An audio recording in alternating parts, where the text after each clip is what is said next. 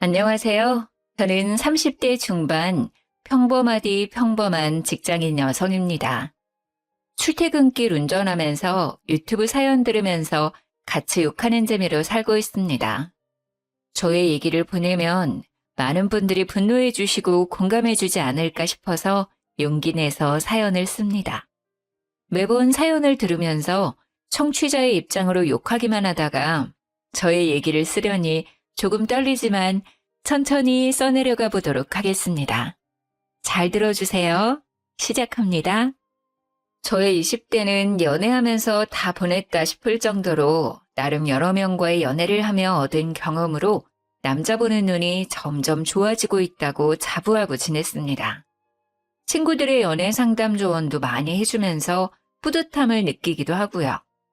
몇 명의 남자들을 만나고 나니 진득하게 오래 만날 남자를 만나고 싶었습니다. 30대에 접어들고 나니 가볍고 재미있는 연애가 아닌 내 평생을 오래 함께할 수 있는 사람을 만나기 위해 노력을 많이 했습니다. 동호회도 이곳저곳 나가고 들어오는 소개팅도 마다하지 않고 나갔습니다. 그래도 내 남자다 싶은 사람은 없더라고요. 20대에는 나름 화려하게 보냈는데 30대는 초반부터 외로움이구나 할 무렵 그 남자를 만나게 되었습니다. 직장 선배의 소개로 만난 그는 2살 연상의 IT 계열 회사에 다니고 있었고 첫인상부터 이 사람이다 싶었습니다. 쌍꺼풀 없는 눈매에 시원시원하게 웃는 모습이 매력적이었던 그와는 첫 만남에서부터 호감이었고 다행히 그 역시 저와 같은 생각이었는지 저흰 만난 지 3일 만에 교제를 시작했습니다. 사는 곳도 멀지 않아 매일매일 만났고 한 달 만났을 때부터 결혼 얘기가 오가게 되었습니다. 저도 이 사람과 빨리 결혼하고 싶었지만 한편으로는 두려움이 컸습니다. 그 이유는 저희 집이 이혼 가정이기 때문이죠. 저희 엄마는 제가 20살 때 이혼을 했습니다. 제 어렸을 적 기억에 엄마 아빠는 하루가 멀다 하고 매일 다투셨고 서로 참고 살다가 제가 성인이 될 나이가 되자 이혼을 하셨어요. 그 이후로 저는 엄마와 지내고 있고 아빠와는 가끔 연락하며 지냅니다. 물론 남자친구가 너무 좋고 행복한 가정을 꾸리고 싶은 생각은 있지만 덜컥 겁이 나기도 했습니다. 그래서 이런 속사정을 다 털어놓았더니 그 사람은 저를 따뜻하게 꼭 안아주었어요. 제가 꿈꾸는 가정을 자기가 만들어주겠다며 자기를 믿어달라고 했습니다. 이런 사람이라면 내 남은 인생을 같이 해도 좋지 않을까 싶었죠. 그렇게 만난 지 3개월이 되었을 때 결혼 준비를 시작하기로 했습니다. 친구들은 너무 섣부르게 결혼을 준비하는 것 같다며 천천히 생각해보라고 했지만 이미 저는 행복한 결혼 생활을 할 생각에 아무것도 들리지 않았습니다. 짧은 연애였지만 그래도 이 사람은 내 사람일 거라는 확신을 했거든요. 그렇게 오빠네 어머님, 아버님을 뵙는 첫 식사 자리가 찾아왔습니다. 너무 떨리고 어색하기도 했지만 나름 화기애애한 분위기였어요. 어머님도 아버님도 환영해 주셨어요. 내 주변 친구들은 다 자식들 시집 장가 보내길래 너무 부러웠는데 이제 나도 드디어 아들 장가를 보내는구만. 이쁜 며느리가 생겨서 기분이 좋네요. 만나서 반가워요, 정말. 네, 어머님 앞으로 잘 부탁드려요. 처음이라 불편하겠지만 우리 천천히 지내줘 봐요. 이제 우리 가족이 될 사이니까. 네, 아버님. 서로 어색한 공기를 풀어가며 대화를 하던 도중 남자친구 어머니가 친정아빠의 결혼식 참여에 대해 물어보시더라고요. 아, 근데 결혼식 때 아버님이 참석하시나? 좀 그런가? 아니, 그래도 있는데 안 오시는 것도 아니지 않나? 돌아가신 것도 아니니까 참석하는 게 크게 문제가 될 것 같지는 않은데. 네, 알겠어요, 어머님. 제가 엄마와 이 부분에 대해서 얘기 한번 해볼게요. 남자친구 어머니의 갑작스러운 발언에 조금 당황하기는 했지만 그 부분도 생각은 안 할 수 없기에 고민에 빠졌습니다.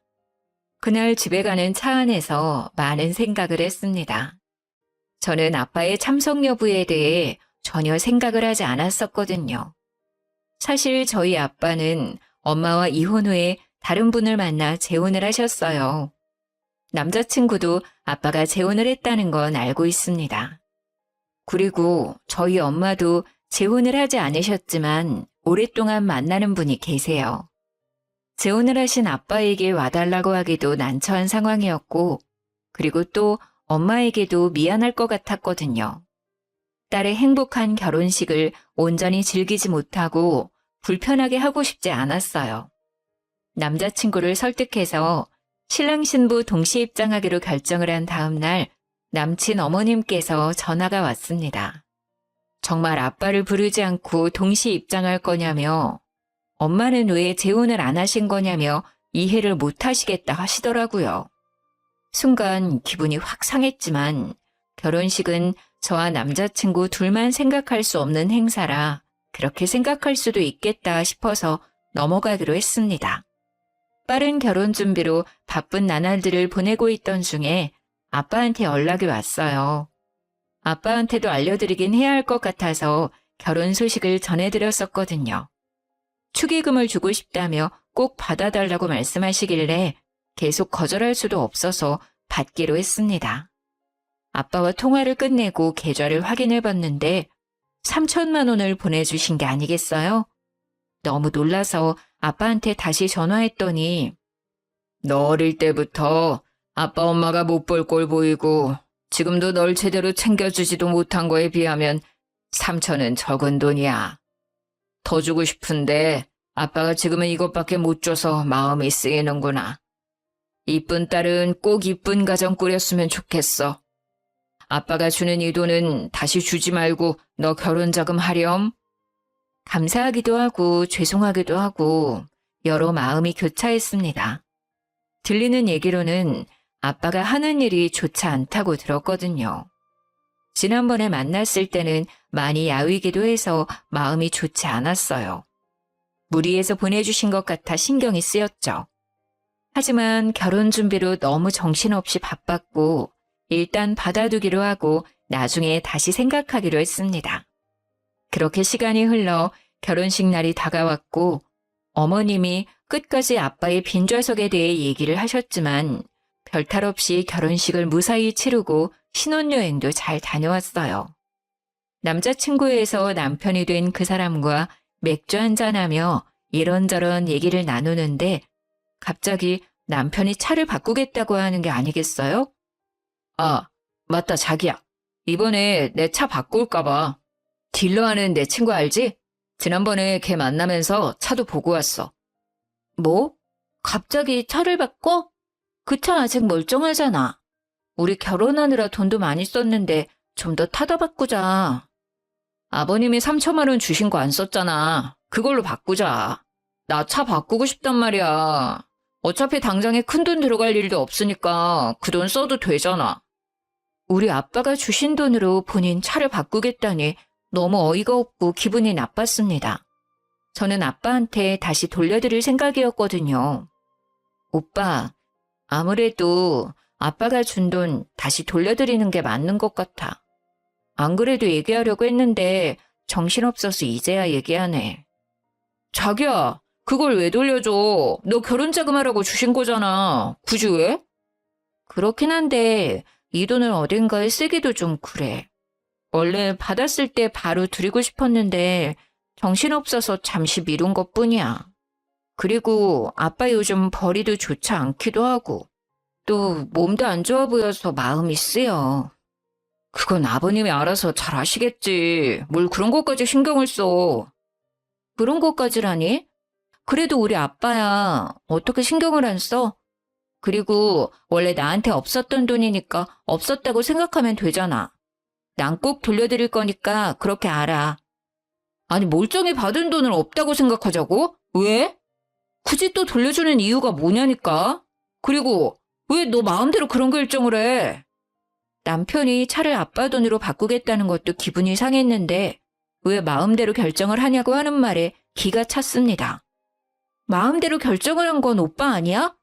나한테 상의도 없이 차까지 보고 오는 게 어딨어.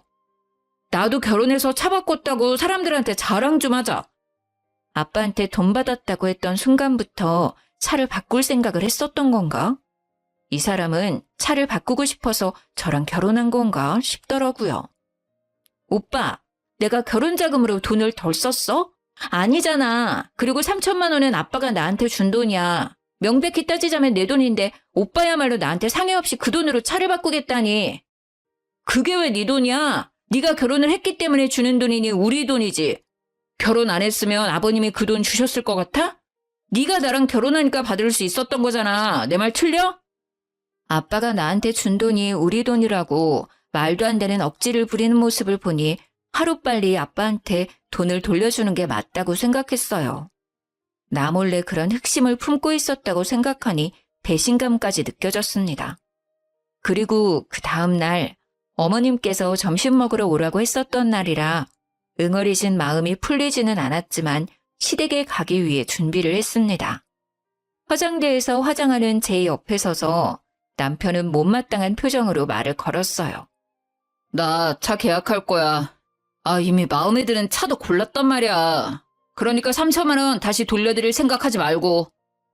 도대체가 멀쩡한 차를 왜 바꾸냐고. 그거 몇 년 안 탔잖아. 말이 되는 소리를 해 좀. 그리고 왜 아빠가 준 돈으로 차를 바꿔? 우리 잘 쓰라고 주신 돈이니까 내가 잘 쓰겠다고. 너도 새 차 타면 좋잖아.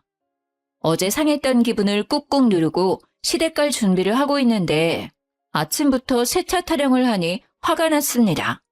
자기 마음대로 결정하고 통보를 한 것도 황당한데 말이죠. 아니, 나는 새 차 필요 없어. 그리고 나 오늘 아빠한테 돈 보낼 거야. 계약을 하든 말든 돈은 알아서 해. 야, 너 미쳤어? 대체 왜 그래? 뭐? 야? 지금 야라고 했어? 내가 보기엔 미친 건 오빠야. 납득이 안 되잖아, 도저히.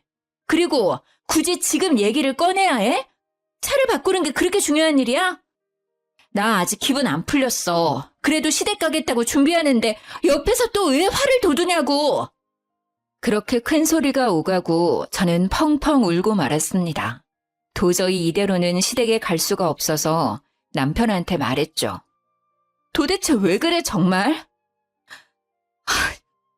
나 오늘 점심 먹으러 못 갈 것 같아. 이런 상태로는 절대 어른들 앞에서 웃는 얼굴로 못 서 있어. 나 지금 아프다고 얘기 전해줘. 죄송하다고 말해주고. 어차피 지금 이 상태로 가봤자 분위기만 망칠 것 같아. 그렇게 계속 흐르는 눈물을 닦고 있는데 남편은 위로는커녕 어딘가로 전화를 걸더라고요. 알고 보니 어머님께 전화를 했던 거였습니다. 엄마, 나야. 나 지금 출발해. 그리고 얘는 안 간대. 가기 싫대. 몰라. 끊어. 가서 얘기해. 그렇게 전화를 끊은 뒤 남편은 혼자 시댁에 갔습니다. 아니, 내가 못 가게 된 원인이 지 때문인데 밑도 끝도 없이 얘 안 간대 라고 전화를 한 남편놈. 심지어 바로 내 앞에서 보란듯이 전화하는 모습을 보니 절 엿먹이려 한 건가 싶더라고요. 그렇게 벙쪄서 거실에 앉아 있었는데 어머님이 전화가 왔어요. 너는 내가 또 이런 경우는 처음이네. 너 어른들이랑 약속이 그렇게 우습니? 시어머니가 만만해? 남편이랑 좀 싸웠다고 시댁을 안 와? 이게 말이 된다고 생각해? 진짜 나 때는 상상도 못할 일이야. 눈이 퉁퉁 붙더라도 와야지. 요즘 며느리들 되바라졌다더니 정말 기가 차서 원. 솔직히 너무 속상하고 화도 났지만 어머니 입장에서 생각해봤을 때 기분이 나쁘실 수 있는 상황이라 뭐라고 말을 드리기가 어렵더라고요. 어쨌건 제가 제 기분이 좋지 않아 안 간 건 사실이니까요. 그리고 아빠가 주신 돈을 왜 돌려준다는 거야? 결혼식도 안 왔는데 그 정도 할 수 있지. 그리고 그 돈으로 어차피 계속 같이 탈자 바꾸는 게 그렇게 화낼 일이야? 도대체가 이해가 안 돼. 그게 뭐라고 시댁도 안 오고, 내가 우습니 너? 어머님, 오늘 안 간 건 정말 죄송해요. 제가 생각이 짧았던 것 같아요. 그런데 어머님, 왜 아빠가 주신 돈으로 오빠 차를 바꿔야 하는지 모르겠어요. 오빠 차 멀쩡하잖아요. 그 차를 왜 바꿔야 하는 거예요? 아니, 꼭 차가 문제가 있어야 바꾸니? 차를 바꿀 돈이 없는 것도 아니고 바꿀 수도 있지. 참 젊은 게 말이 안 통하네 정말. 오빠랑 싸운 문제로 어머님이랑도 싸우기 싫어요. 어머님은 오빠랑 똑같은 말을 계속 되풀이하시다가 결국 참지 못하셨는지 노발대발하시며 전화를 뚝 끊어버리시더라고요. 그렇게 그 이후로 별 대화 없이 남편이랑 대면대면하게 지내다가 구정이라 전날부터 가서 열심히 명절 음식을 준비했습니다. 내일 친척들 많이 오니까 부족하지 않게 넉넉하게 부쳐야 해. 아, 그리고 나물도 손질하고 데치고 해야 해. 할 일 많으니까 빠릿빠릿하게 움직여야 할 거야. 남편도 시누이도 아버님도 앉아서 TV 보면서 히히덕거리기만 하고 저만 혼자 바쁘더라고요. 어찌나 꼴보기 싫던지. 붙이고 있는 전을 남편 얼굴에 확 던져버리고 싶었지만 결혼 후 첫 명절이라 최선을 다해 어머님을 도왔습니다. 어머님은 제가 쉴 시간도 주지 않으시고 계속 일을 시켰어요. 정말 몸도 힘들고 정신도 없어서 밥도 제대로 먹히지도 않고 얼른 끝내고 엄마한테 가고 싶은 마음뿐이었죠. 모두 저녁 식사를 마치고 과일과 함께 티타임 중이었는데 어머님이 주방에서 쉬고 있는 저를 부르시더라고요. 잠깐 이리 좀 와봐라. 부르시는 소리에 어머니가 계신 쪽으로 갔더니 갑자기 저보고 무릎을 꿇으라는 거 아니겠어요? 아니, 내가 지난번 일 그냥 넘어가면 안 될 것 같아서. 우리 가족들 의견도 궁금하기도 하고. 그리고 남편이랑 싸운다고 시댁도 안 오고 정말 내가 진짜 너무 어이가 없어서 웃음이 나더라 그날은. 이번 기회에 너의 그 버르장머리를 제대로 고쳐줘야지. 뭐하고 있어? 멀뚱멀뚱 쳐다만 보고 있을 거야? 무슨 말을 하시는 건가 싶었습니다. 황당해서 그냥 멍하니 서 있는데 남편이 옆에서 거들며 저를 무릎 꿇려 앉히는 거 아니겠어요? 화를 내고 싶었지만 모두 다 시댁 식구들이고 제가 뭐라고 해봤자 손해일 것 같아서 가만히 있을 수밖에 없었습니다. 어찌나 비참한 마음이 들던지 뛰쳐나가고 싶은 심정이었어요. 너희가 결혼한 지 6개월이 되었어? 1년이 되었어? 결혼 초반부터 이게 뭐니? 벌써부터 삐그덕거리면 앞으로 어떻게 하려고 해? 너네 아직도 냉전 상태라며? 남편한테 좀 져줄 수도 있는 거지. 어쩜 너도 똑같이 그러고 있니? 아무리 생각해도 제가 잘못한 건 없는 것 같은데 이게 이렇게 모든 식구들 앞에서 혼나야 하는 일인가 이해가 안 되었어요. 말도 안 되는 상황에 눈물만 주룩주룩 흘렀어요. 남편은 그 와중에도 차 타령을 하더라고요. 친구한테 차 계약한다고 했는데 완전 체면 구겼어. 언제 계약할 거냐고 매일 연락 오는데 쪽팔려서 진짜. 남편은 어머니의 말을 거들고 다른 식구들도 그냥 쳐다만 볼 뿐 제지하는 사람은 없었어요. 시누이야 처음부터 저한테 관심도 없었고 그래도 아버님은 말려주실 줄 알았는데 가만히 계시더라고요.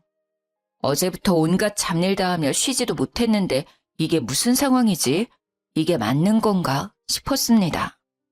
뭐라고 얘기해도 들을 것 같지도 않고 내가 왜 이런 취급을 당하고 있어야 하나 싶어서 이혼할 생각으로 시댁을 뛰쳐나가 친정엄마한테 달려갔습니다. 눈이 퉁퉁 부어서 혼자 친정에 달려온 저를 본 엄마는 아무 말 없이 저를 꼭 안아줬습니다. 엄마, 미안해. 내가 정말 미안해. 미안하다는 한마디만 하고 엄마 품에 안겨서 어린아이처럼 펑펑 울었습니다. 그래도 엄마랑 있으니 마음이 편해지더라고요. 엄마는 그날 아무것도 묻지 않으셨어요. 내가 겪은 상황이 진짜 있었던 일인가, 이런 건 드라마에서 보던 상황인데 이게 나한테도 일어날 수 있는 일이었구나 싶었어요. 남편이고 시댁이고 모두 얼굴 보고 싶지도 않았고 그냥 다 끝내고 싶었어요. 결혼했던 게 꿈이었으면 좋겠다 싶었습니다. 일주일 정도 지났을까 남편이 문자 하나 띡 보내왔습니다. 어차피 들어올 거 빨리 들어오라고. 자기 차 계약 이제 더는 미룰 수 없다고 말이죠. 진짜 대단한 놈이었습니다. 열받아서 전화를 걸었습니다. 차 계약을 왜 나한테 얘기해? 나 아빠한테 돈 보냈어. 그날 돈 보낼 거라고 얘기했잖아. 아, 진짜 너는 왜 이렇게 제멋대로야. 그리고 아버님은 그걸 또 받으셨어? 참나, 네가 다시 돌려줄 줄 알고 보내신 거 아니야? 제멋대로인 건 오빠야. 너 진짜 왜 그러냐? 어? 이해가 안 돼. 차를 못 바꿔서 죽은 귀신이 붙었나? 왜 이렇게 계속 차 타령을 하는지 지겹더라고요. 행복하기만 해도 모자를 신혼 초기에 이런 어처구니 없는 일로 인해 사이가 틀어져 버릴 줄 상상도 못했어요. 이미 깨질 대로 깨져버린 마음은 다시 붙이기 힘들 것 같았고 이 사람과는 그만 끝내는 게 좋겠다고 생각했습니다. 나 이제 오빠 차 타령하는 거 그만 듣고 싶어. 환청이 들릴 정도야. 이혼해. 어차피 혼인신고도 안 해서 번거로울 것도 없잖아? 네 남편 차 바꿔주는 게 그렇게 싫냐? 그리고 너네 엄마도 이혼하셔서 그런가 이혼이 쉽네? 결혼이 참 우습나 봐, 너네 집안은. 뭐라고 했어? 너네 엄마? 말 함부로 하지 마, 이 새끼야. 그러는 너는 너네 엄마 닮아서 성격이 그따위냐? 뭐? 새끼? 야, 너 진짜 내 옆에 있었으면 한 대 맞았어. 결혼 생활 이어지면 오빠한테 맞기도 했었겠네? 결혼하자마자 본성이 바로 나오네. 짐은 곧 정리할 거니까 그렇게 알고 있어. 전화 끊고 나서도 분이 풀리지 않았지만 그래도 결혼한 지 얼마 안 되어서 혼인신고도 하지 않았을 때 남편의 실체를 알게 되어 다행이라고 생각했습니다. 그날 저녁 엄마랑 밥을 먹고 있는데 엄마 핸드폰으로 전화가 오더라고요. 시어머니였습니다. 저는 엄마한테 받지 말라고 했지만 엄마는 뭐라고 하는지 들어야겠다며 전화를 받았습니다. 결혼한 딸 계속 품고 계실 건가요? 살다 보면 이런저런 일로 다투기도 하는 거지.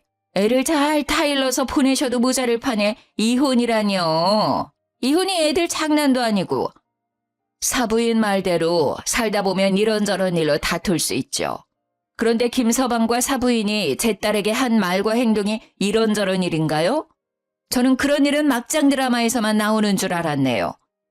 말 되게 이상하게 하신다. 저희가 못할 짓 했나요? 정말 황당하네요. 저도 제 딸이 이혼하기를 바라지 않았어요. 어느 부모가 자식이 이혼하길 바래요?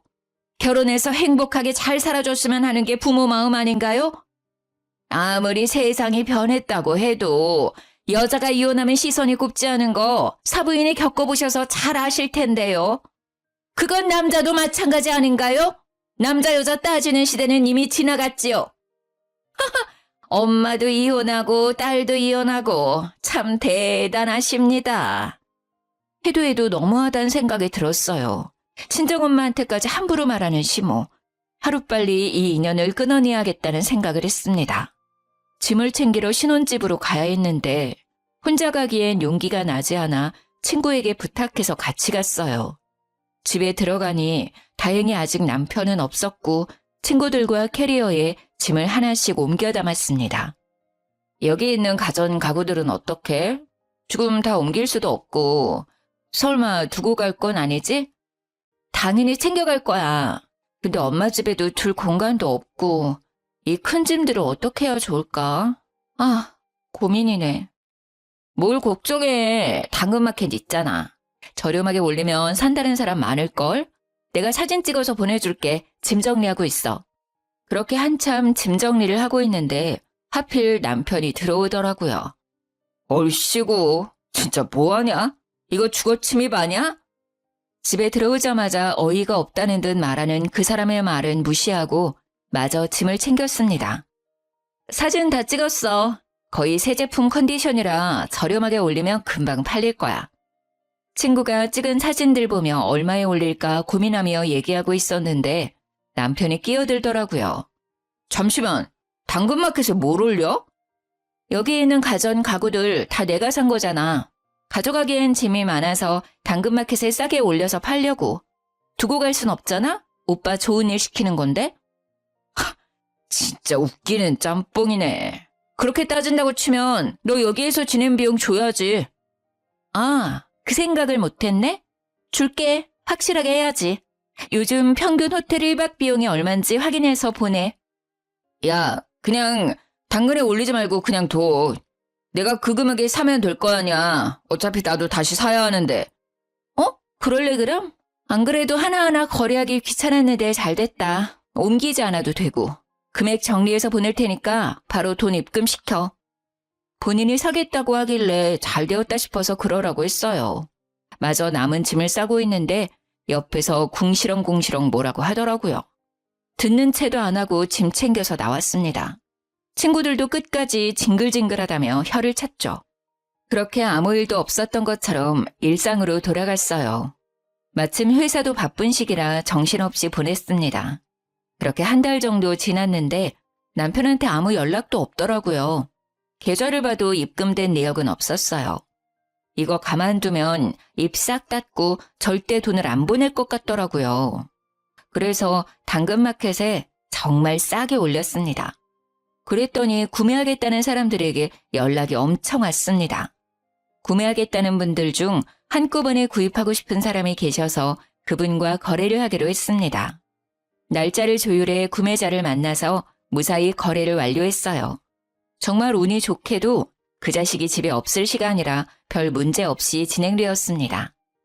하나하나씩 집이 비워질 때마다 웃음이 나서 참느라 혼났습니다. 돌아왔을 때 텅 빈 집을 보고 황당해할 그 얼굴을 보지 못해서 아쉬웠어요.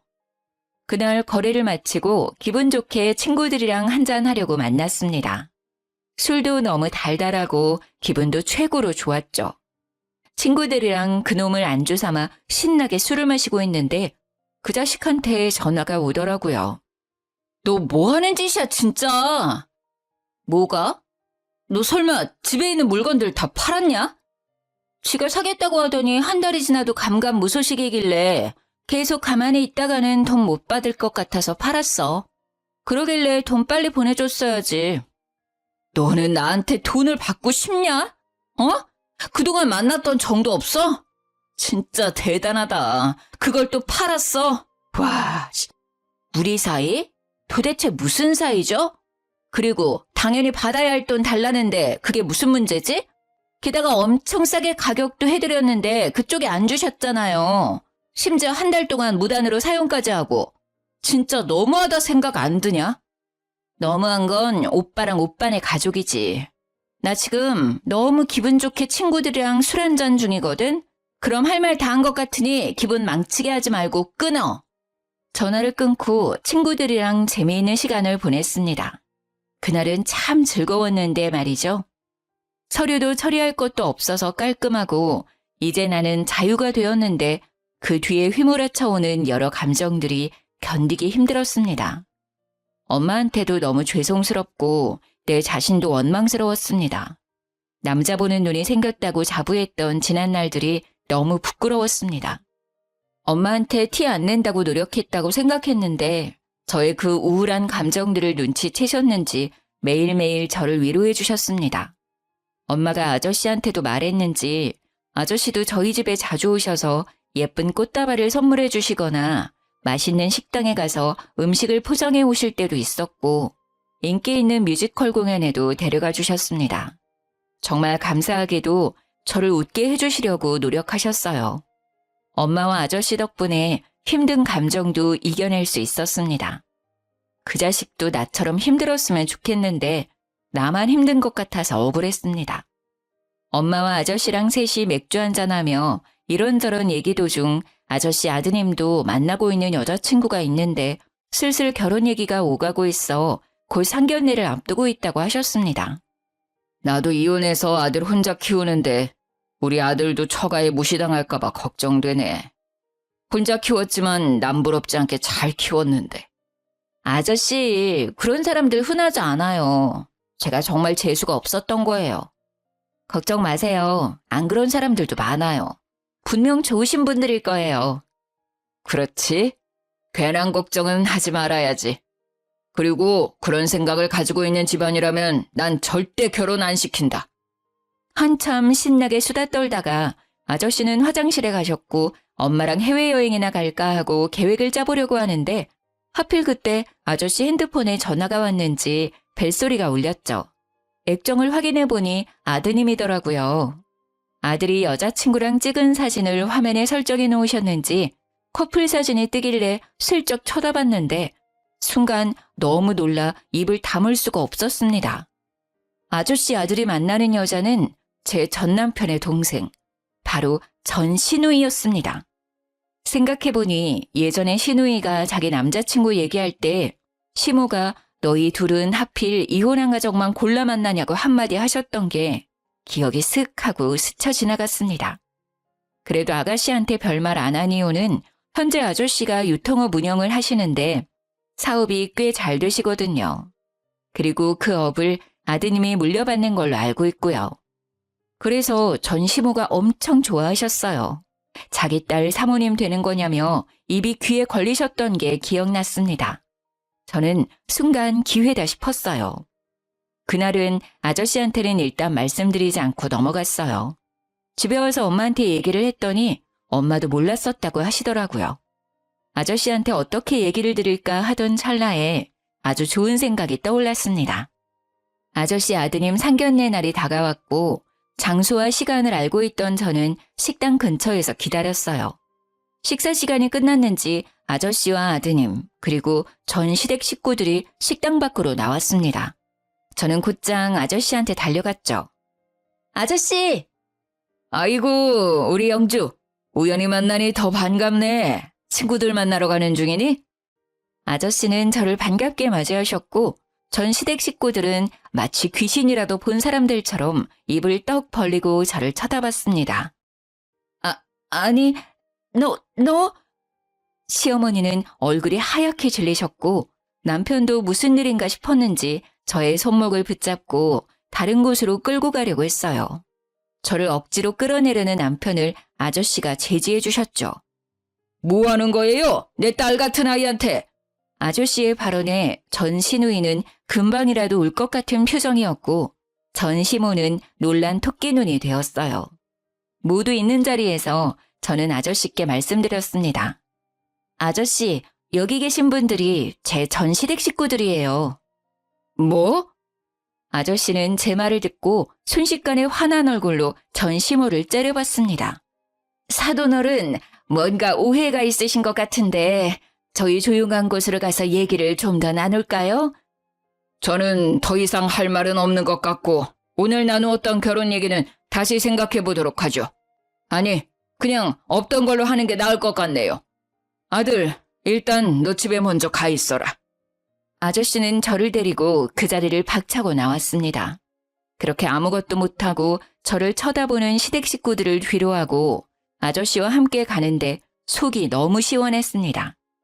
그 다음날 아저씨랑 엄마랑 근교 드라이브 가기로 해서 준비 중이었는데 전 남편과 그 식구들이 친정집으로 들이닥쳤습니다. 야! 이년아! 문 열어! 쿵쿵 문을 두드리는 소리에 문을 열었더니 전시모가 저를 보자마자 머리카락을 잡아채고 막 흔들었어요. 아! 이게 무슨 짓이에요? 이거 안 놔요? 당신 미쳤어? 나쁜 년! 내 아들 인생 망친 것까지 모자라서 내 딸 인생도 망치려고 해? 내 딸한테 왜 이래요? 이거 놔요. 경찰 부르기 전에 어서요. 저도 가만히 있을 수 없어서 똑같이 머리채를 잡아드렸죠. 전 시모의 비명소리에 뒤에 있던 두 자식놈들도 합세해 순식간에 현관은 난리가 났었어요. 그 순간 엄마와 저를 데리러 온 아저씨가 사자후를 질렀습니다. 도대체가 뭐 하는 거예요? 아저씨는 엉망진창이 된 엄마와 저를 살피고 나서 무서운 얼굴로 시어머니와 시누이를 쳐다봤습니다. 정말로 대단한 사람들이네. 아버님, 오해예요. 시누이는 울면서 아저씨께 매달렸어요. 아저씨는 단호하게 선을 그어 얘기했습니다. 대체 어떤 게 오해라는 거지? 그리고 누가 아버님이야? 헤어지라고 얘기했는데 아직 전달 못 받았나? 저 못 헤어져요. 사돈어른, 제가 다 설명할게요. 이거 어떻게 된 일이냐면요. 어디서부터 얘기를 해야 하나? 쩔쩔매며 아저씨께 해명하려고 하는 둘을 보니 우스웠습니다. 저한테는 한 번도 보여주지 않았던 모습이었죠. 들을 얘기 없다고 몇 번을 얘기해요. 그만 돌아가 주세요. 두 번 다시 얼굴 보고 싶지 않네요. 여기에도 우리 집에도 찾아오지 마세요. 한 번 더 찾아와서 행패를 부리면 그땐 정말 가만히 있지 않을 거예요. 아저씨의 말에 전시모는 아무 말도 못하고 가만히 서 있더라고요. 그 와중에 전신우는 아저씨 손을 잡으며 죄송하다고 울며불며 사정하는데 아저씨는 단호하게 얘기했습니다. 이제 네 얼굴 보고 싶지가 않으니 어머니 모시고 가. 이렇게 해봤자 내 마음은 변함없다. 남의 집에 찾아와 행패 부리지 말고 다신 오지 마. 결국 셋은 더 말도 못하고 돌아갔어요. 그 난리법석인 와중에 그 자식은 한마디도 못하고 찌그러져 있더라고요. 나한테는 그렇게 소리도 잘 지르고 말도 잘하더니 너무 조용해서 그 자리에 없는 줄 알았지 뭐예요. 그렇게 한바탕 난리를 치르고 난 뒤 제 전화는 불이 났습니다. 전 남편, 전 시누이, 전 시모가 돌아가면서 연락을 하더라고요. 내가 그동안 생각이 좀 짧았던 것 같아. 진심으로 사과할게. 우리 그래도 처음부터 운명이라고 생각했잖아. 대화도 잘 통하고 정말 좋았는데, 그치? 다시 시작하면 안 될까? 개소리 말고 끊어. 정말 어이가 없었습니다. 이제 와서 갑자기 무슨 낯짝인 건지 웃기더라고요. 떨어질 것도 없는 정이 더 뚝 떨어졌어요. 그렇게 막말할 때는 언제고 어머님이 시누이 결혼시켜야 하니 절 다시 잡으라고 얘기한 건가 싶었어요. 그리고 그날 저녁 전 시모와 전 신우가 집에 또 찾아왔습니다. 내가 미안했다 정말. 어차피 서류상으로 결혼도 이혼도 아니니까 다시 우리 아들이랑 잘해보면 안 되니? 내가 잘 타일러 볼게. 어차피 오빠 서류상으로 깨끗한 사람이잖아요. 부모님 다 계시고 오빠 차 바꿔줄 수 있는 여자분 만나시면 될 것 같아요. 섭하게 그게 무슨 말이니? 나 때문에 마음 많이 상했던 거 알아. 내가 사과할게. 제가 이혼한다고 할 때는 우리 엄마까지 들먹이면서 이혼하면 보는 시선 곱지 않다고 비꼬시더니 잘 사는 사돈은 놓치고 싶지 않으셨나 봐요. 언니, 제가 앞으로 잘할게요. 아버님 마음 좀 돌려주시면 안 돼요? 요즘 남친도 저한테 어찌나 차가운지 저 너무 힘들어요. 아가씨가 이렇게 저한테 관심 있었는지 몰랐네요. 그동안 많이 서운했죠? 언니, 제가 뭐 기분 상하게 한 거 있으면 다 말해줘요. 연락 한 번을 안 해서 번호조차 몰랐던 신우이도 자기 꼭 결혼해야 한다며 매일매일 전화와 문자를 수십 통 보내서 번호를 바꿔야 하나 깊은 고민까지 했었어요. 이제 와서 이런다고 저한테 했던 말이랑 행동들이 없던 걸로 되는 건 아니잖아요. 아빠가 보내준 돈으로 아들 차 안 바꿔준다고 식구들 앞에서 무릎 꿇으라고 한 건 생각 안 나세요? 미안하다. 정말 미안해. 내가 왜 그랬는지 모르겠네. 늙으니까 무릎이라도 꿇을까? 그럼 마음이 좀 풀릴 것 같니? 네 마음이 풀린다면 무릎 꿇는 것쯤이야 할 수 있어. 언니, 저도 무릎 꿇을게요. 제발 저 좀 도와주세요, 언니. 제발요. 무릎 꿇겠다며 도와달라고 하는 둘에게 잘 됐다 싶어서 그러라고 했어요. 제가 진짜로 꿇으라고 할 줄은 몰랐는지 조금 당황해하더니 진짜로 무릎을 꿇더라고요. 둘이 무릎 꿇고 사정하는 모습을 보니 솔직히 통쾌했습니다. 일단 오늘은 두 분 다 돌아가세요. 저 너무 피곤해서요. 그럼 조심히 가세요. 그렇게 둘을 돌려보내고 그날 밤 간만에 정말 꿀잠 잤습니다. 그리고 아저씨한테 연락해 그 둘이 계속 찾아와 괴롭힌다고 말했어요. 그 말을 들은 아저씨는 다신 근처에 얼씬거리지도 못하게 하겠다고 혹시나 또 찾아오면 바로 전화하라고 하셨죠. 그 이후 전 시댁 식구들이 집에 찾아오는 일은 없었어요. 결국 전 신우 결혼이 완전 무산되니 전 시모가 매일 제게 전화로 저주를 퍼붓더라고요. 너같이 심보 고약한 애는 처음 봤다. 나쁜 년, 못된 년, 싸가지 없는 년. 네가 뭔데 우리 가족들 인생을 망쳐? 내가 너 매일 처조할 거야. 알았어? 남의 인생 망쳐놓고 넌 잘 살 것 같냐? 너 같은 애는 똑같이 당해봐야 한다. 너 같은 애를 며느리라고 받아준 게 한이다. 그럴 때마다 저는 녹음을 해놨고 문자로 보내시면 캡처를 했습니다. 나중에 모아보니 어마어마하더라고요. 전 남편한테 전화를 걸어서 말했습니다. 자업자득이란 말 알지? 내가 뭘 어쨌다고 매일매일 괴롭혀? 나 너네 엄마가 나한테 한 폭언들 다 캡처하고 녹음해서 가지고 있어. 계속 이렇게 하신다면 나도 가만히 있지 않아. 오빠가 다른 여자들 만나거나 신우이가 새로운 남자 만날 때마다 어머니가 나한테 한 집 보내서 어머니 실체 밝힐 거야. 그러니까 그만하시라고 해. 나 이제 더 이상 참지 않아. 전화를 끊고 어머님이 했던 폭언들에 대한 자료를 남편한테 보냈습니다. 또 연락 오면 이 증거들로 정신적 피해보상 청구까지 할 거라고 했어요. 겁먹었는지 그 이후로는 연락이 안 왔습니다. 진짜 변호사를 찾아가야 하나 싶었거든요. 그렇게 완전히 시댁 식구들이랑 끝내고 1년 정도 지났을 때 전 남편이 연애를 시작했다는 얘기를 건너 듣게 되었어요. 몰랐으면 모를까 알게 된 이상 그 여자분 인생을 구해야겠다는 생각이 들더라고요. 그래서 그 여자분 연락처를 지인을 통해 알아내어 전 시모가 저한테 보냈던 문자와 전화 녹음 파일을 죄다 보내드렸습니다. 그 뒤로는 어떻게 되었는지는 굳이 확인하지 않았어요. 다정한 척, 배려 있는 사람인 척 했지만 결국에 검은 속내를 들켜버린 그 사람과 우리 엄마 재혼 못했다고 무시하고 우리 아빠 돈으로 자기 아들 차 안 사준다고 나를 괴롭혔던 시모까지. 평생 그렇게 못된 심보로 사셨으면 좋겠어요. 그리고 혹시나 또 그 가족들이 찾아올까 싶어서 엄마랑 다른 지역으로 아예 이사를 갔습니다. 엄마도 저도 핸드폰 번호를 둘 다 바꿨고요.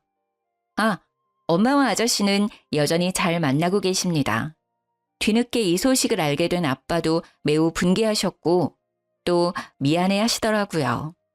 아빠가 주신 3천만 원으로 인해 그 사람들의 진짜 성격을 알게 되어 빨리 탈출할 수 있게 되었다고 얘기했어요.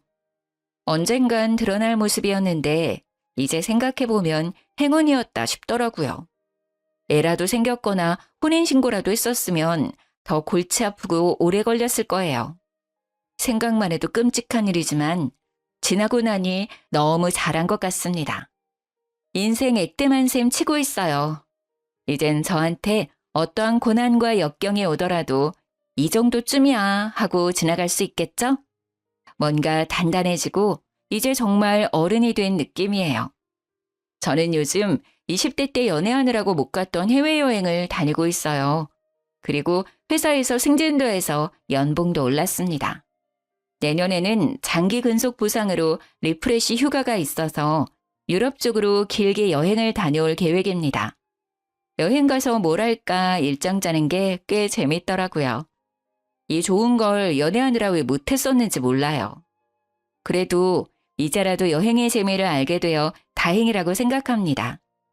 그리고 한번 제대로 당해보니 연애 생각은 다신 안 나더라고요. 이제는 저를 위한 인생 살아보려고 합니다. 물론 좋은 사람이 생긴다면 더욱 좋겠지만 이대로도 좋은 것 같아요. 너무 긴 사연인데 재미있게 들어주셨을까요? 같이 분노해 주시고 같이 속 시원해 하셨으면 합니다. 감사합니다. 늘 행복하시고 건강하세요.